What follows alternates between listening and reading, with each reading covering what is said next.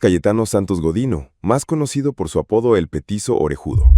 Fue un joven asesino argentino y uno de los mayores sociópatas de la historia argentina, ya que a principios del siglo XX fue responsable de la muerte de 4 niños, 7 intentos de homicidio y el incendio de 7 edificios. Los Godino llegaron a Buenos Aires desde Italia. Fiore y Lucía eligieron desembarcar en 1888 con todas sus esperanzas depositadas en la nueva tierra. La pareja era originaria del pueblo de San Demetrio Corone, en la provincia calabresa de Cosenza. Fiore fue responsable de la formación de quien se convertiría en el primer asesino en serie de la historia policial argentina. Alcohólico y golpeador, había contraído sífilis tiempo antes del nacimiento de Cayetano. El niño vino al mundo con graves problemas de salud. De hecho, durante sus primeros años de vida, estuvo varias veces al borde de la muerte a causa de una enteritis. Durante toda su niñez, Cayetano fue víctima de fuertes golpes y maltratos realizados por su padre. Cayetano no fue el único hijo de aquella pareja que sufriría graves enfermedades. Su hermano Antonio era epiléptico y además, siguiendo el ejemplo de su padre, se convirtió en un bebedor irrecuperable. Más tarde este se sumaría a Fiore en los castigos aplicados sobre su hermano menor. La niñez de Cayetano Godino transcurrió en la calle, vagando. A partir de los 5 años concurrió a varias escuelas, de donde siempre fue expulsado por su falta de interés en los estudios y su comportamiento rebelde. El escenario de sus correrías y carrera criminal serían los terrenos baldíos y conventillos de los barrios de Almagro y Parque Patricios, por entonces todavía al borde de la Pampa. Era una zona de quintas de descanso, pero también era un arrabal poblado por paisanos y extranjeros. Miguel de Paola.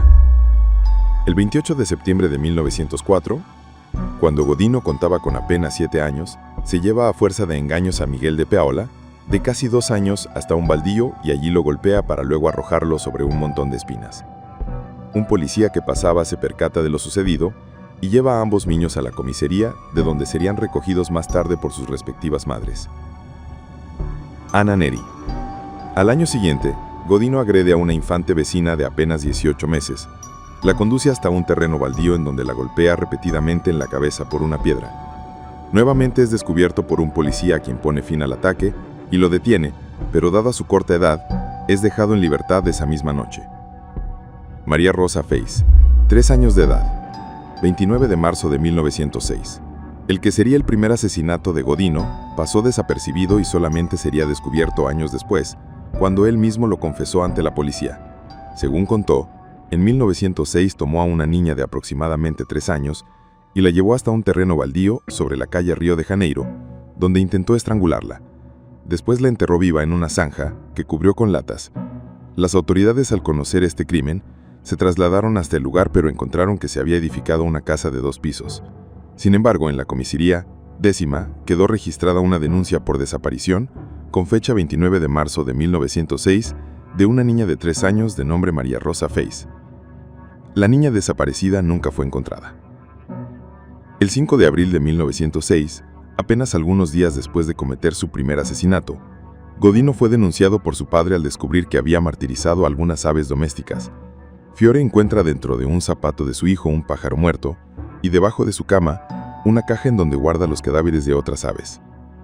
A continuación se reproduce el acta que en aquella ocasión fue levantada. A los 5 días del mes de abril del año 1906, compareció una persona ante el infrascrito comisario de investigaciones, el que previo juramento que en legal forma prestó, al solo efecto de justificar su identidad personal, dijo llamarse Fiore Godino, ser italiano, de 42 años de edad, con 18 de residencia en el país, casado, farolero y domiciliado en la calle 24 de noviembre 623.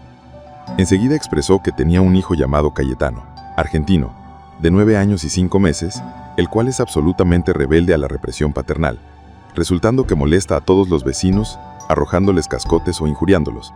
Deseoso de corregirlo en alguna forma, recurre a esta policía para que lo recluya donde crea oportuno y para el tiempo que quiera. Con lo que terminó el acto y previa íntegra lectura, se ratificó y firmó. Firmados: Francisco Laguarda, comisario. Fiore Godino. Se resolvió detener al menor Cayetano Godino y se remitió comunicado a la Alcaldía Segunda División a disposición del señor jefe de policía.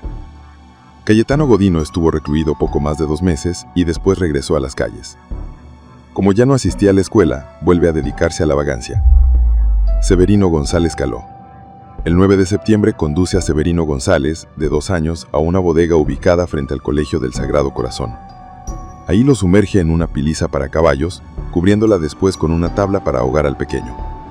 El propietario del lugar, Zacarías Caviglia, descubre la tentativa, pero Godino se defiende diciendo que el niño había sido llevado hasta allí por una mujer vestida de negro, de la cual suministra señas particulares. Es conducido a la comisaría, de donde es recogido al día siguiente. Julio Bote. 6 días después, el 15 de septiembre, en Colombres 362, quema con un cigarrillo los párpados de Julio Bote, de 22 meses de edad. Es descubierto por la madre de la víctima, pero alcanza a huir. El 6 de diciembre, Fiore y Lucía Godino, cansados de los continuos problemas causados por Cayetano, que entonces tenía 12 años, vuelven a entregarlo a la policía. Esta vez es enviado a la colonia de menores Marcos Paz, en donde permanece 3 años. Mientras permanece encerrado, acude a clases en donde aprende a leer y escribir un poco. La estancia de Godino en el reformatorio, lejos de regenerarlo, lo endurece. El 23 de diciembre de 1911, regresa a las calles. Ahora es un criminal frío y terriblemente potenciado. Su liberación se da a parecer a petición de sus padres, con quienes regresa a vivir. En un fútil intento por redimirlo de su secuela criminal, se habían ocupado de conseguirle trabajo en una fábrica, pero por desgracia solamente es capaz de mantener el puesto durante 3 meses. Nuevamente comienza a vagar por las calles, pero esta vez no se circunscribe a los barrios conocidos. Sus babandeos lo llevan a frecuentar lugares y personas del más bajo nivel moral de la pujante ciudad de Buenos Aires. Asimismo comienza a sufrir fuertes dolores de cabeza que se traducían en ganas de matar, sobre todo después de tomar alcohol. 1912. El 17 de enero de 1912, Cayetano, quien ya es conocido en las calles con el sobrenombre de Petizo Orejudo, se introduce en una bodega de la calle Corrientes y da rienda a otra de sus grandes pasiones: el fuego. El incendio que provoca tarda 4 horas en ser sofocado por los bomberos. Después de su arresto declararía: "Me gusta ver trabajar a los bomberos. Es lindo ver cómo caen en el fuego". Arturo Laurora. El 26 de enero de 1912, el cadáver de Arturo Laurora es encontrado en una casa puesta en alquiler en la calle Pavón. El cuerpo es descubierto, golpeado y seminudo, con un trozo de cordel atado alrededor del cuello. Su desaparición había sido reportada apenas el día anterior. Posteriormente, Godino confesaría la autoría de este crimen. Reina Bonita Bainco. El 7 de marzo de 1912, Godino prendió fuego a las ropas de una niña de 5 años. La pequeña falleció tras 16 días de agonía en el hospital de niños. En los meses siguientes de 1912, Godino causa 2 incendios más que son controlados fácilmente por los bomberos sin que se produzcan víctimas. El 6 de diciembre, mientras trabaja en una bodega propiedad de Paulino Gómez, Godino mata de 3 puñaladas a una yegua. No fue detenido por falta de pruebas. Apenas unos días después, prende fuego a la estación Bale, ubicada en las actuales calles Carlos Calvo y Oruro, propiedad de la compañía de tranvías Anglo-Argentina. El incendio fue controlado por los bomberos. Roberto Russo. El 8 de noviembre de 1912, Godino convence con engaños a Roberto Russo, de 2 años, para que lo acompañe a un almacén en donde presuntamente le compraría unos caramelos. Lo lleva hasta un alfalfar a pocas cuadras donde le ata los pies y procede a ahorcarlo con un trozo de la cuerda que usa para atarse los pantalones.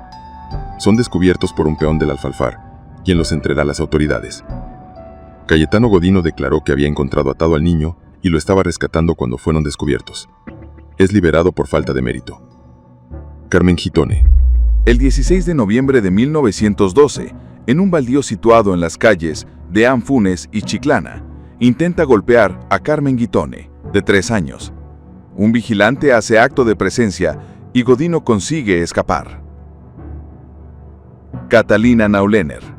Días después, el 20 de noviembre, se lleva de la esquina de Muñiz y San Juan a la niña Catalina Naulener, de 5 años. Busca un baldío por la calle Directorio, pero antes de encontrarlo, la menor se resiste a seguir. Godino se descontrola y la golpea. El dueño de la casa, ubicada en San Juan 78, interviene y Godino logra huir de nuevo. Gesualdo Giordano. El último crimen de Godino es probablemente el mejor documentado de su carrera. El 3 de diciembre de 1912, su víctima, de apenas 3 años, salió como todas las mañanas después de desayunar con sus padres de su casa ubicada en la calle Progreso 2185, para reunirse con sus compañeros a jugar. Esa misma mañana, a pesar de los acostumbrados gritos de su padre, Caetano Godino sale de su casa, ubicada en Urquiza, 1970. Después de vagabundear un rato por las calles, Godino encuentra en la calle Progreso al grupo de chicos jugando. Se le suma sin despertar ninguna sospecha, porque gracias a su aspecto amigable, siempre le ha permitido ganar la confianza de sus víctimas. Poco después consigue convencer a Gesualdo para que lo acompañe a comprar unos caramelos. Un rato antes, y sin éxito, invitó a Marta Pelosi, de 2 años de edad, pero la menor, asustada, se refugió en su domicilio. Así pues, víctima y homicida se encaminan sin apuro hacia el almacén ubicado en Progreso 2599, en donde compran 2 centavos de caramelos de chocolate. Enseguida el más chico los reclama, pero Godino, imperturbable, resuelve dosificarlos. Le permite algunos y le promete los demás y acepta acompañarlo hasta cierto lugar alejado, la Quinta Moreno, donde actualmente se levanta el Instituto Bernasconi. Una vez en la entrada, el chico llora y se resiste a entrar. Pero el asesino ya ha hecho demasiado. Ni siquiera vacila. Lo agarra con violencia de los brazos, lo introduce en la quinta y lo arrincona cerca de un horno de ladrillos. Lo derriba con fuerza y lo aquieta poniéndole la rodilla derecha sobre el pecho. Godino conoce el mecanismo y se quita el piolín que lleva por cinturón. Son lazos de algodón que se utilizan en albañilería para sostener las plomadas. Y empieza a enrollarlo en el cuello de Gesualdo, dándole 13 vueltas, y procede a estrangularlo. Pero el menor intenta levantarse, así que Godino procede a atarlo de pies y manos, cortando la cuerda con un cerillo encendido. De nuevo procede a asfixiarlo con el cordel, pero el chiquillo se resiste a morir. Buscando otra manera de matarlo, Godino se da a la tarea de encontrar alguna herramienta adecuada. Su búsqueda lo lleva al exterior del local, en donde se topa con el padre de Gesualdo, que le pregunta por el paradero del niño, a lo que Godino le responde no haberlo visto y le sugiere dirigirse a la comisaría más próxima a levantar una denuncia. Mientras tanto, el orejudo encuentra un viejo clavo de 10 centímetros, regresa con él junto a su víctima y, usando una piedra como martillo, lo hunde en la sien del niño moribundo. Después de cubrirlo con una vieja lámina de zinc, huye de la escena del crimen. Esa noche, durante el velatorio de su víctima, Godino hace acto de presencia. Después de observar durante algún tiempo el cadáver de Gesualdo, huye llorando del lugar. Según declaró posteriormente, deseaba ver si el cadáver aún tenía el clavo en la cabeza. Para su desgracia, 2 policías, el subcomisario Peire y el principal Ricardo Bassetti, ya habían ligado cabos con casos anteriores. Esta misma madrugada del 4 de diciembre de 1912, allanaron el hogar de los Godino y arrestaron a Cayetano. En sus bolsillos encontraron un artículo de periódico aún fresco que relataba los pormenores del asesinato, y en sus pantalones restos del piolín con que había ahorcado a Gesualdo. Condena. Tras ser detenido, confesó 4 homicidios y numerosas tentativas de asesinatos. En noviembre de 1914, el juez en lo penal de sentencia Dr. Ramos Mejía absolvió a Godino considerándolo penalmente irresponsable y ordenó remitir las actuaciones al juzgado en lo civil para formalizar su internación por tiempo indefinido y se lo recluyó en el Hospicio de las Mercedes, en el pabellón de alienados delincuentes. Allí atacó a 2 pacientes, uno inválido en una cama y el otro en silla de ruedas. Después intentó huir. A raíz de la apelación de la sentencia, la Cámara de Apelaciones en lo Criminal resolvió por unanimidad que Santos Godino fuera confinado, mientras no hubiera asilos adecuados, en una penitenciaría por tiempo indeterminado, por lo que lo trasladaron a la Penitenciaría Nacional de la calle Las Heras. Y así fue arrestado el joven asesino. 10 años después, en 1923, se le trasladó al penal de Ushuaia, Tierra del Fuego, conocida como la cárcel del fin del mundo. En 1927, los médicos del penal, basándose en los estudios sin ningún fundamento científico del Lombroso, creían que en las orejas radicaba su maldad, por lo que le practicaron una cirugía estética para achicárselas. Este radical tratamiento no tuvo resultados. En 1936, Godino pidió la libertad y se la negaron. Los dictámenes médicos elaborados por los doctores Negri y Lucero y los doctores Esteves y Cabred concluyeron que es un imbécil o un degenerado hereditario, perverso e instintivo, extremadamente peligroso para quienes lo rodean. De su vida de recluso se sabe poco. Apenas alguna anécdota como la siguiente. En 1933, consiguió detonar la furia de los presos porque mató al gato mascota del penal arrojándolo junto con los leños al fuego. Le pegaron tanto que tardó más de 20 días en salir del hospital. Fallecimiento. Sobrellevó las largas sentencias de la cárcel, sin amigos, sin visitas ni cartas, y murió sin confesar remordimientos.